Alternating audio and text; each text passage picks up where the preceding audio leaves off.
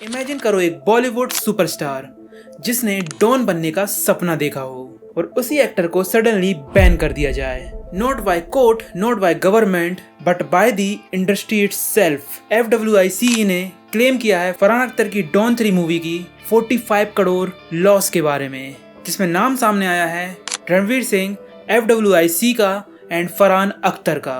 लेकिन सबसे बड़ा सवाल ये है कि ये सब कुछ एक जस्टिस है या फिर बॉलीवुड पॉलिटिक्स का एक नया गेम, एक उभरते हुए सितारे के लिए जो ऑलमोस्ट सुपरस्टार बन चुका है, जिसने बॉलीवुड इंडस्ट्री के सारे रिकॉर्ड तोड़ दिए हैं। तो चलिए जानते हैं कि आखिर ये सब ड्रामा स्टार्ट कैसे हुआ। रणवीर सिंह सुपरस्टार है, इसका मतलब ये नहीं है कि कोई भी कानून और नियम से बड़ा है। फेडरेशन उन पर आज से अभी से नॉन कोऑपरेशन डायरेक्टिव इशू करती है।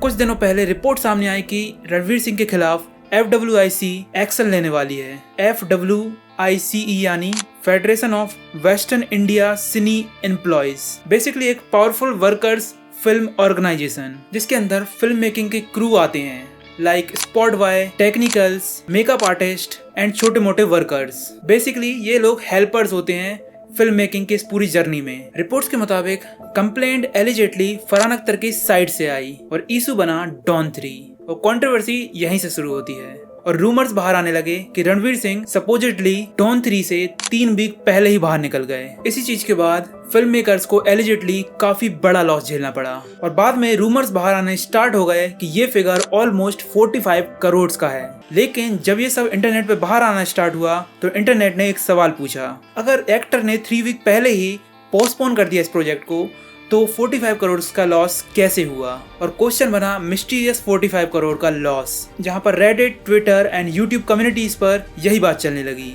और हर जगह एक ही सवाल था, क्या ये नंबर रियलिस्टिक है? और लोगों ने पॉइंट आउट करना स्टार्ट कर दिया कि जब फिल्म प्रोडक्शन में आ ही नहीं है तो इतना मैसिव लॉस कैसे हो सकता है। और कुछ यूजर्स ने कहा pre production, location planning, contracts and scheduling में काफी पैसा जाता है। लेकिन दूसरी साइड भी एक आर्ग्यूमेंट छिड़ गया कि 45 करोड़ सिर्फ प्रिपरेशन में, और यहीं से the timeline doesn't add up और यहीं से कंट्रोवर्सी और बड़ी होती चली गई। And the question is this ban is even legal? और यही सबसे इंटरेस्टिंग पार्ट है कि FWICE रणवीर सिंह को एक्चुअली में रोक सकती है। और इसके बाद इंटरनेट पे बहुत सारे लॉयर्स एंड फॉलोअर्स ने ये चीज को कंफर्म किया कि ऐसा नहीं किया जा सकता, क्योंकि FWICE एक प्राइवेट ट्रेड बॉडी है। वो एक्चुअल में कोई कोर्ट नहीं है और ना ही कोई गवर्नमेंट अथॉरिटी और ना ही कोई उसके पास अरेस्ट पावर है और ना ही वो किसी एक्टर का करियर स्टॉप कर सकती है। लेकिन यहीं पर एक ट्विस्ट है, FWICE अपने मेंबर्स को बोल सकती है कि रणवीर सिंह के साथ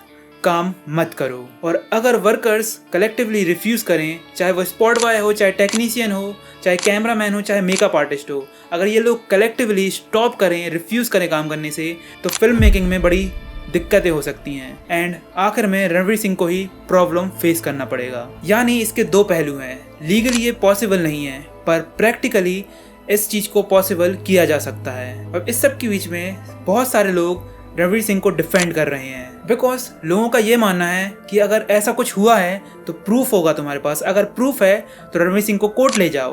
पर आखिर प्राइवेट वैन क्यों? और कई लोगों ने इस सिचुएशन को बॉलीवुड पॉलिटिक्स कहना शुरू कर दिया। बेसिकली इन यूजर्स का ये कहना है कि एक नया सुपरस्टार लेगेसी सुपरस्टार्स को लाइक सलमान खान, शाहरुख खान, आमिर खान को भी क्रॉस कर गया और उसकी सक्सेस पूरे बॉक्स ऑफिस को हिला के रख दी। लोगों का ये भी कहना है कि अगर कोई बिग स्टार होता लाइक सलमान खान, शाहरुख खान जैसा, तो क्या उसके साथ ऐसा होता?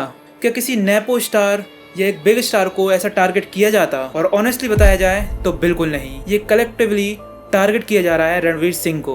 इस सारी कंट्रोवर्सीज के बीच में बहुत सारी थ्योरीज भी बाहर आने लगी और रेड पर एक थ्योरी बहुत ज्यादा वायरल चल रही है कि पूरा बैन मोस्टली सिंबॉलिक है, यानी पब्लिक प्रेशर क्रिएट करना। यहाँ पर एक चीज समझ में आ रही है कि इंडस्ट्री अपना पावर शो करना चाहती है और ये सब कुछ लीगल होता तो इसका फाइनल डिसीजन कोर्ट या गवर्नमेंट बॉडी करती।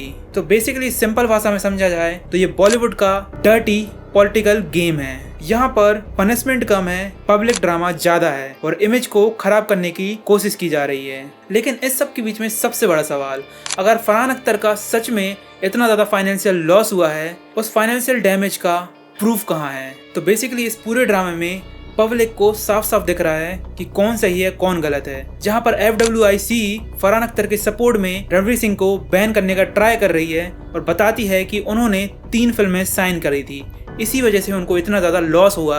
एंड जितने भी वर्कर्स हैं जो उनके FWIC के अंदर काम करते हैं उनको भी बहुत ज़्यादा लॉस झेलना पड़ रहा है, क्योंकि उनकी वो जॉब होती है। और उनका कहना है कि सिर्फ रणवीर सिंह के इस एक्शन की वजह से उन सबको बहुत ज़्यादा नुकसान हो रहा है। बट टेल मी गाइस कि ऐसा पहली बार हो रहा है कि कोई एक्टर 1-2 हफ्ते पहले किसी मूवी या किसी प्रोजेक्ट से बैक ऑफ कर जाए? तो इसका आंसर है नहीं। ऐसा कई बार देखा गया है जहां पर एक्टर्स प्रोजेक्ट के 1-2 हफ्ते पहले ही ड्रॉप कर जाते हैं या बैक ऑफ कर जाते हैं, चाहे वो क्रिएटिव डिफरेंस हो, चाहे उनकी अनबन हो जाए, चाहे उनको स्टोरीज में उतना दम ना लगे। इस वजह से कभी आज तक इतना ड्रामा नहीं हुआ। पर अब क्यों? अब इस सब की भी एक इंटरेस्टिंग थ्योरी है, जहां पर कुछ यूजर्स का कहना है कि ये सब ड्रामा स्टार्ट हुआ धुरंधर की सक्सेस की वजह से, जहां पर रणवीर सिंह की दोनों पार्ट बहुत ज्यादा सुपर डुपर हिट हुए एंड पूरे ऑडियंस पर उसका इम्पैक्ट हुआ। पर एक चीज समझनी होगी, जहां पर रणवीर सिंह ने इतनी फेबुलस फिल्म करी जहां पर हर चीज top of the line and best निकली, वहीं पर शायद रणवीर सिंह को लगा होगा कि डॉन 3 की स्क्रिप्ट है वो उतनी ज्यादा दमदार नहीं है या उनके लिए सूटेबल नहीं है, तो बैक ऑफ कर गए। पर ये चीज शायद फरहान अख्तर को अच्छी नहीं लगी, क्योंकि फरहान अख्तर ही डॉन 3 को डायरेक्ट करने वाले थे एंड प्रोड्यूस कर रहे थे, और उसी वजह से शायद फरहान अख्तर ने ये स्टेप लिया और एलिजेटली अपनी पावर एंड इन्फ्लुएंस का मिसयूज कर रहे हैं। तो सीधी सी बात है, अब सिचुएशन ऐसी है कि एक तरफ पावरफुल फिल्म यूनियन है एंड फरहान अख्तर, एंड दूसरी तरफ है बॉलीवुड सुपरस्टार, और इस सब के बीच में करोड़ का लॉस। और इस सब के बीच में जितनी भी थ्योरीज हैं उनमें से मैंने आपको कुछ बता दिया है, पर एक्चुअल में ट्रुथ क्या है वो अभी तक क्लियर नहीं हुआ। और इस कंट्रोवर्सी के पीछे कई रीजंस भी हो सकते हैं, जहां पर professional dispute, industry ego clashes या फिर पावर गेम, और ऐसी viral controversies, mysteries and dark reality को मैं कवर करता रहता हूं। तो अगर आपको यहां तक वीडियो पसंद आ रही है तो प्लीज सब्सक्राइब करिए एंड लाइक करिए। क्या इस कंट्रोवर्सी को आप फॉलो कर रहे हैं और आपके क्या विचार हैं इस कंट्रोवर्सी को लेकर मुझे कमेंट्स में जरूर बताएं। तो मिलते हैं नेक्स्ट वीडियो में, बाय बाय।